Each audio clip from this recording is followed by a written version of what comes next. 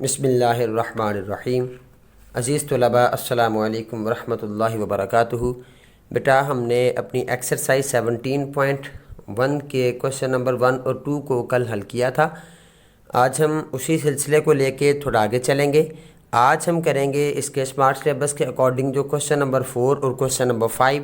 Question number 4 में हमारे पास एक लेंथ गिवन है और एक लेंथ देने के साथ साथ हमारे पास जो स्टेटमेंट है क्वेश्चन की वो कुछ इस तरह से है कि construct a right angled isosceles triangle whose hypotenuse is given. हमें सिंपली एक लेंथ गिवन है। हम उस लेंथ को देख लेते हैं जी। हमने उनमें से एक लेंथ को मैंने यहाँ पे लिख लिया है। जो दूसरा क्वेश्चन है उसका आप उसको खुद ही आसानी से हल इंशाल्लाह कर लेंगे। जो हमें यहाँ पे वैल्यू गिवन है ये सिर्फ एक लेंथ है, 4.8 सेंटीमीटर एक लेंथ गिवन है हमें।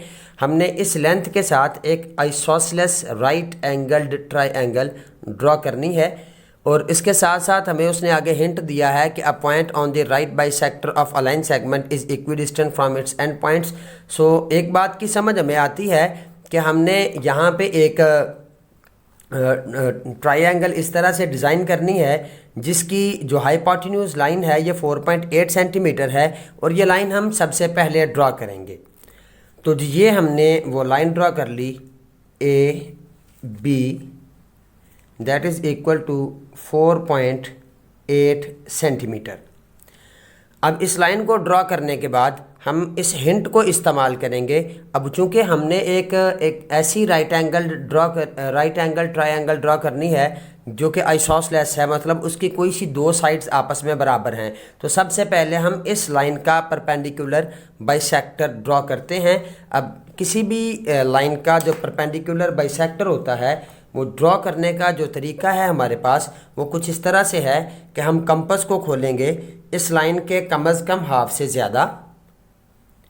हम कंपास को इस लाइन के कम अज़ कम हाफ से ज़्यादा खोलते हैं और पॉइंट ए से हम इस लाइन का परपेंडिकुलर बाइसेक्टर फाइंड करते हैं।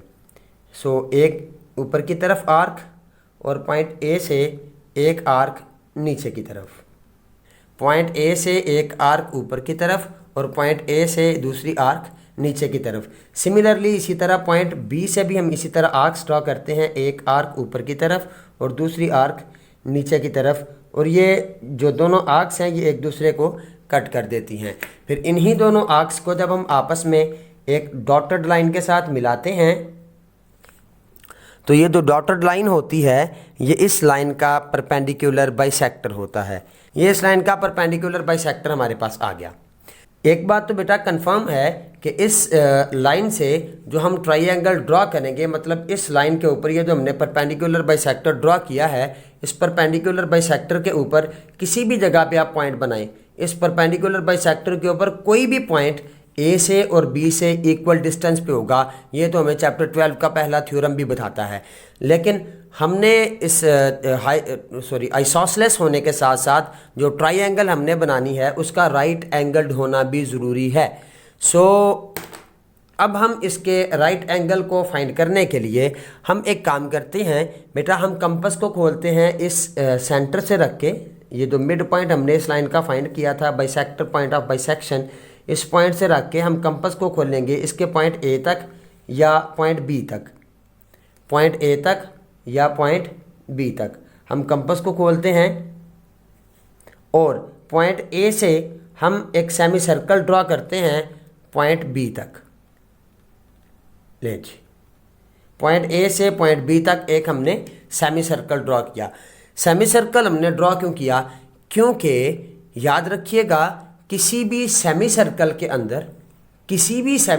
के अंदर जब हम दो लाइंस ड्रॉ करते हैं तो सेमी सर्कल का जो सरकम एंगल होता है, सेमी सर्कल का जो सरकम एंगल होता है ये हमेशा राइट एंगल्ड एंगल होता है। मतलब इस एंगल के ऊपर बिलफर्ज आप यहाँ से एक लाइन ड्रॉ करते हैं यहाँ तक और यहाँ से जब इसको बी के साथ मिलाते हैं तो इस पॉइंट पे बनने वाला जो एंगल है ये 90 डिग्री का होगा। अब हमें तो कंफर्म है कि सेमी सर्कल के अंदर बनने वाला हर एंगल 90 डिग्री का होता है।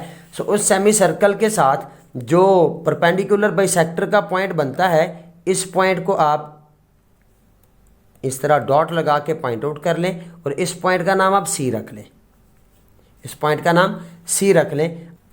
पॉइंट ए को सी के साथ और पॉइंट बी को सी के साथ ज्वाइन कर दें। अब यहाँ पे जो एंगल बना है इस एंगल को आप बेशक मेजर करके देख लें, ये एंगल 90 डिग्री का एंगल है।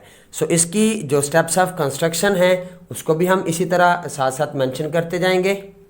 सो इसके स्टेप्स ऑफ कंस्ट्रक्शन हमारे पास कुछ इस तरह से बनते हैं। सबसे पहले हमने एक लाइन ड्रॉ की। So draw a line segment A B is equal to 4.8 centimetre. फिर हमने ये एक परपेंडिकुलर बाइसेक्टर ड्रॉ किया था। हमने इस परपेंडिकुलर बाइसेक्टर के ऊपर कुछ डिफरेंट पॉइंट्स के नाम रख लिए। इस पॉइंट को हमने एल कहा, इस पॉइंट को एम कहा। ये जो पूरी लाइन है ये लाइन हमारे पास इस तरह से एल एम लाइन हो जाती है, ठीक है जी। ये अगर हम यहाँ पे ये वाला जो ऊपर मैंने दो एरोज के साथ सिंबल लगाया है, अगर आप ये सिंबल यहाँ पे ड्रॉ कर देते हैं तो इससे पहले लाइन लिखने की ज़रूरत नहीं है। बिल्कुल इसी तरह अगर ये ए बी है, इसके ऊपर आप इस तरह से लाइन लगा देते हैं तो इसको लाइन सेगमेंट पढ़ते हैं जी। इससे पहले ये लाइन सेगमेंट लिखने की ज़रूरत नहीं होती, लेकिन जहाँ पर हमने लाइन सेगमेंट लिखा होता है वहाँ पर हम ए बी के ऊपर लाइन नहीं लगाते, ठीक है जी। फिर दूसरा इसका पॉइंट बनता है जी ड्रॉ अ परपेंडिकुलर बाइसेक्टर। ये जो सिंबल है बेटा ये परपेंडिकुलर का या राइट एंगल का सिंबल है। So draw a perpendicular bisector of the line segment A B which meet the line segment A B at point O. ये हमने परपेंडिकुलर बाइसेक्टर ड्रॉ किया जिसने इस ए बी को पॉइंट ओ के ऊपर कट किया, ठीक है जी। और ये जो पॉइंट ओ है ये इस ए बी लाइन का मिड पॉइंट है, सो हम लिखेंगे O the midpoint of the line segment A B. ये जो ओ था ये इस ए बी लाइन का मिड पॉइंट है। फिर draw a semi circle of the radius O A और ओ बी।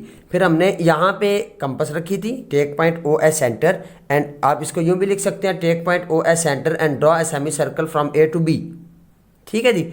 ऑफ द या आप इसका रेडियस लिख लें। So draw a semi circle of the radius O A और ओ बी। इसका हम एक सेमी सर्कल ड्रॉ करते हैं। फिर which meet the line L M. ये जो परपेंडिकुलर बाइसेक्टर था इसको इस सेमी सर्कल ने पॉइंट सी के ऊपर कट किया, वो हमने सारा कुछ यहाँ पे लिख दिया। फिर हमने क्या किया था, सी को ए के साथ और सी को बी के साथ ज्वाइन किया था। So join C to A and C to B. As circum angle in a semi circle is always of 90 degree. चूँकि सेमी सर्कल के अंदर कोई भी सर्कम एंगल हमेशा 90 डिग्री का होता है, लिहाजा hence the triangle A B C, ये जो ट्राइंगल है A B C is the required right angled isosceles triangle. लिहाजा ये जो हमारी ट्राइंगल है ए बी सी ट्राइंगल ये एक आइसोसेलेस राइट एंगल्ड ट्राइंगल है। क्लियर हो गया जी। ये मतलब इसका जो दूसरा पार्ट है जिसकी लेंथ आपको गिवन है 6.2 सेंटीमीटर, इसको भी आप खुद ही इंशाल्लाह लजीज कर लेंगे। अब हम चलते हैं इसी एक्सरसाइज के क्वेश्चन नंबर 5 की तरफ।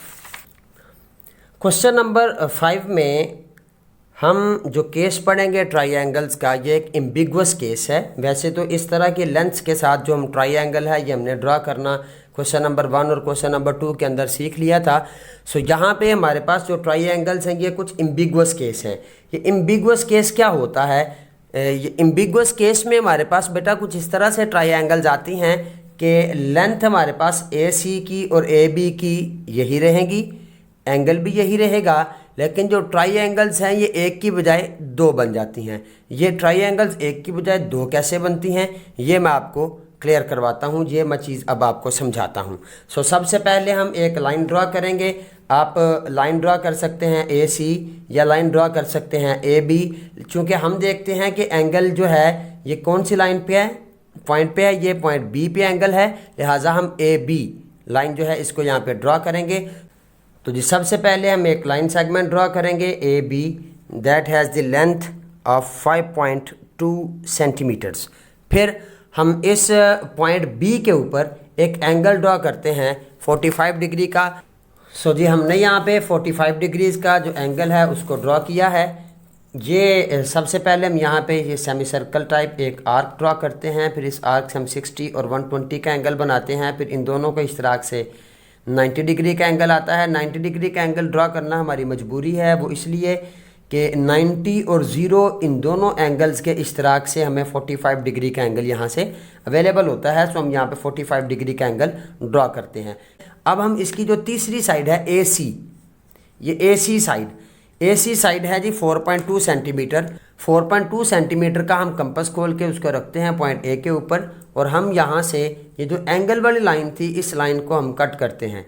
ये जी सबसे पहला एक ये कट लगा इस लाइन के ऊपर। अब ये जो आर्क है, ये जो कंपास है, ये इस ए बी लाइन को बेटा 2 पॉइंट्स पे कट कर रही है। ये देखें, ये 2 पॉइंट्स पे कट कर रही है, एक यहाँ पे और एक यहाँ पे। अब इन दोनों पॉइंट्स को तो हम सी का नाम नहीं दे सकते ना, इन दोनों पॉइंट्स को हम सी का नाम नहीं दे सकते, इसलिए इन दोनों में से किसी एक पॉइंट को आप सी कह लें। लें जी, हमने इस पॉइंट को सी कह लिया और इस पॉइंट का नाम आप डी रख लें।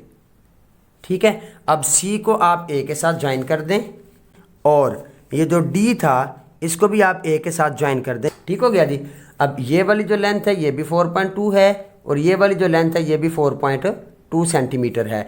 अब आप इसको भी सी कह सकते हैं, इसको डी कह लें। फिर अगर आपने इसको सी कहना है तो फिर इसको डी कह लें। किसी एक को आप सी कहेंगे, किसी दूसरे को आप डी कहेंगे। लिहाजा ये अब हमें चूँकि लेंथ्स गिवन थी एक ट्राइंगल की, और इस एक ट्राइंगल से जो ट्राइंगल्स हमने ड्रॉ की हैं वो 2 ट्राइंगल्स हैं। इस तरह के जो केसेस होते हैं, इस तरह के केस को हम एम्बिगुअस केस कहते हैं। अब इससे आगे वाला जो क्वेश्चन है, इसी क्वेश्चन का जो पार्ट नंबर 2 है, जिसको आप इंशाल्लाह खुद ही हल करेंगे, उसमें बेटा उसने खुद ही बता दिया कि ट्राइंगल एक बनेगी, 2 ट्राइंगल्स आपसे नहीं बन सकती। लिहाजा वो क्वेश्चन तो फिर आपके पिछले क्वेश्चंस की तरह ही हो जाएगा।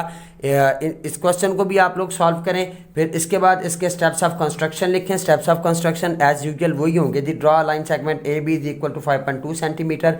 फिर take point B as centre and draw an angle of 45 degree. Point B के ऊपर अपने 45 डिग्री का एंगल ड्रॉ किया। ये एंगल ड्रॉ करने के बाद फिर हमने पॉइंट ए को सेंटर लिया, take point A as centre and draw an arc of the radius 4.2 centimetre. 4.2 centimetre radius की आर्क ड्रॉ करेंगे एंड दिस आर्क कट्स या meets the angle line. This arc meets the angle line at point C and D. 2 मुख्तलिफ points के ऊपर ये cut करती है, जॉइन C to A and D to A respectively. So we have 2 ambiguous triangles. So इस काम को आप लोग मुकम्मल करें। 17.1 एक्सरसाइज के जितने भी क्वेश्चन हैं इनको कंप्लीट करें। अगर कहीं पे कोई मसला या परेशानी होती है तो आप लोग मुझे कॉल या मैसेज करके ज़रूर पूछें। अपना बहुत ज़्यादा ख्याल रखिएगा। अल्लाह हाफिज़।